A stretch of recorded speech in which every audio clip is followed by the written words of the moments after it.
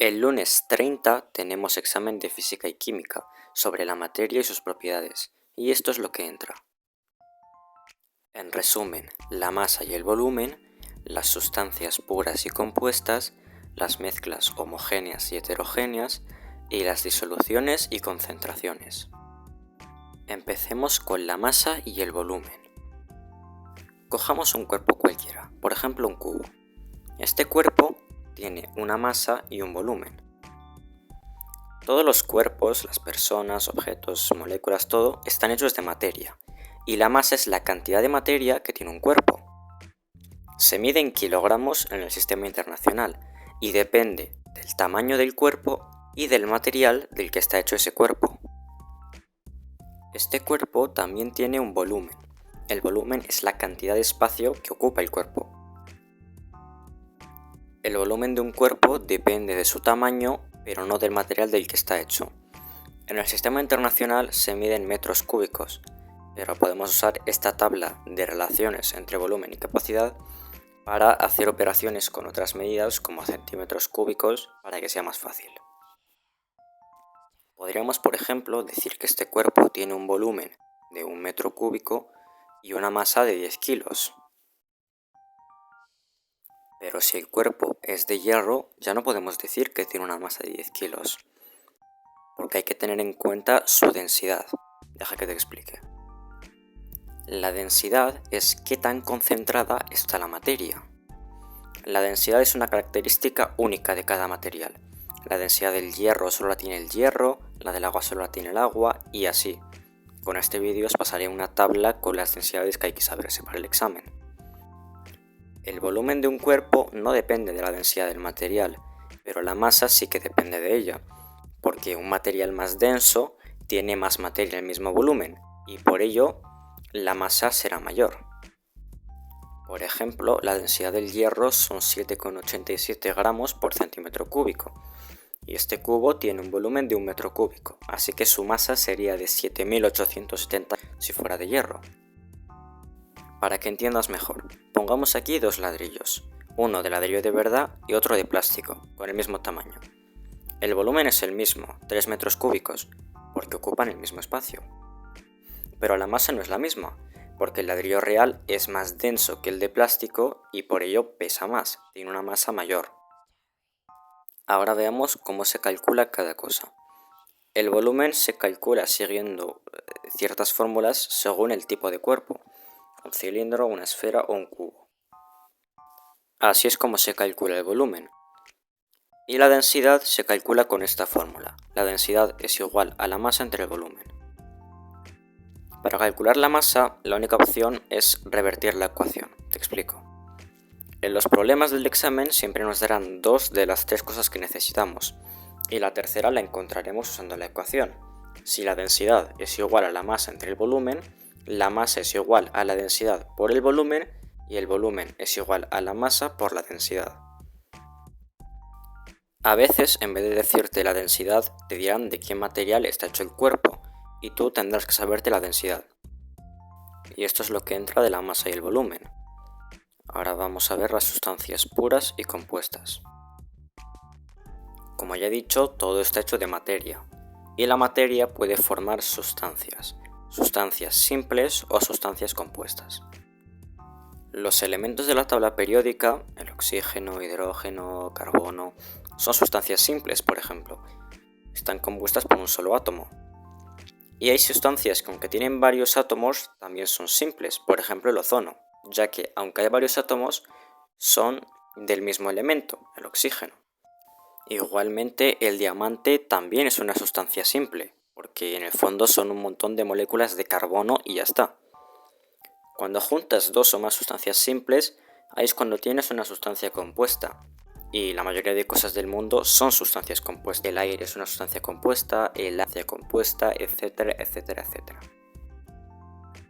Las sustancias compuestas pueden no tener nada que ver con las sustancias simples que las componen. Por ejemplo, el cloro es un gas tóxico, el sodio es un metal que explota al contactar con el agua, pero si los juntas se crea una sustancia compuesta, que es el cloruro de sodio, y que es un conservante que se le echa a la comida sin ningún problema. Esta parte era bastante corta, esto era todo lo que entraba. Ahora vamos a ver las mezclas homogéneas y heterogéneas.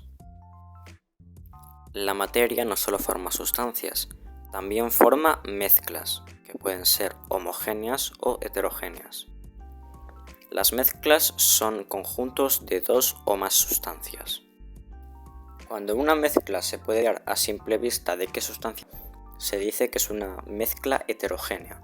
Por ejemplo, en esta piedra de granito se ve a simple vista las sustancias que la componen: el feldespato, el cuarzo y la mica. Cuando no podemos diferenciar las sustancias de una mezcla, se dice que es homogénea. Este agua puede ser una mezcla de agua con sal, agua con azúcar o lo que sea, y a simple vista no se puede ver, así que es homogénea. Ojo, porque algo que lleva a confusión es la sangre. Tú a simple vista no puedes ver de qué está hecho la sangre, así que dirías que es homogénea. Sin embargo, está considerada heterogénea porque con el microscopio sí se puede ver de qué está hecho. Así que recuerda, sangre heterogénea. Y ahora vamos a ver las disoluciones y las concentraciones. Una mezcla homogénea también se llama disolución. En una disolución hay un disolvente y uno o más solutos. Por ejemplo, cojamos leche y cacao. Si los mezclamos, el chocolate que yo tendría sería una mezcla en la que la leche sería el disolvente y el cacao un soluto. Esto es porque la leche es lo que estaba en mayor cantidad, por eso el cacao se ha disuelto en la leche. De ahí viene el nombre de disolución. En las disoluciones se pueden combinar los estados de la materia. Puede haber disoluciones de un sólido con un gas, de un líquido con un sólido, etc. La concentración es la proporción entre soluto y disolvente.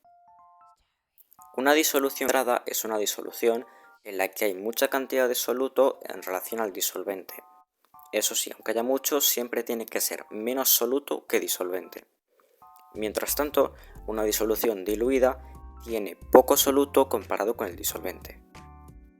Por ejemplo, aquí en esta imagen se nota que el primer cuenco tiene más cantidad de soluto azul. Cuando una disolución está más concentrada, el soluto se nota más, y viceversa.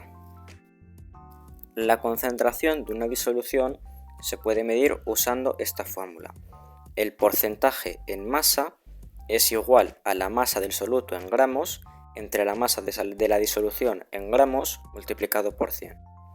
Ojo, no confundas masa de la disolución con masa del disolvente, que es una confusión que suele ocurrir. Es la masa del soluto dividida entre el total de la disolución, el soluto más el disolvente. Por ejemplo, digamos que este batido tiene 350 ml de leche y 50 gramos de cacao. Lo primero que vamos a hacer va a ser calcular la masa de la leche en gramos. La densidad de la leche es 1,03 gramos por mililitro y tenemos 350 mililitros, que son 350 centímetros cúbicos en volumen. Hacemos la multiplicación y la masa son 360,5 gramos. Ahora colocamos los valores en la ecuación. La masa del soluto, que es el chocolate, son 50 gramos y la masa de la disolución, 360,5 gramos de leche más 50 gramos de cacao, que son 410,5 gramos. Hacemos la división, que nos da un número decimal, y multiplicamos por 100, que nos da 12 con algo. Lo ponemos ahí, lo aproximamos y nos da que el porcentaje en masa, la concentración de esta disolución, es del 12,18%. Hay que saberse otras dos ecuaciones. La del porcentaje en volumen, que es igual al volumen del soluto en mililitros entre el volumen de la disolución en mililitros por 100, y la concentración en masa, que es igual a la masa del soluto en gramos entre el volumen de la disolución en litros, sin multiplicar por 100. Estas tres fórmulas nos dan números diferentes y en algunos problemas nos pedirán usar una en concreto, así que hay que saberse las tres. En el fondo son diferentes cosas de hacer lo mismo. Nos dan 2 de 3 valores, sacamos el tercero con la ecuación, con las densidades, hacemos operaciones, a veces habrá que hacer factores de conversión porque las ecuaciones tienen Se hacen con las unidades específicas, con gramos, con litros, etc. Pero ya está, son diferentes formas de hacer lo mismo. Así que esto es todo lo que entra. Buena suerte con el examen.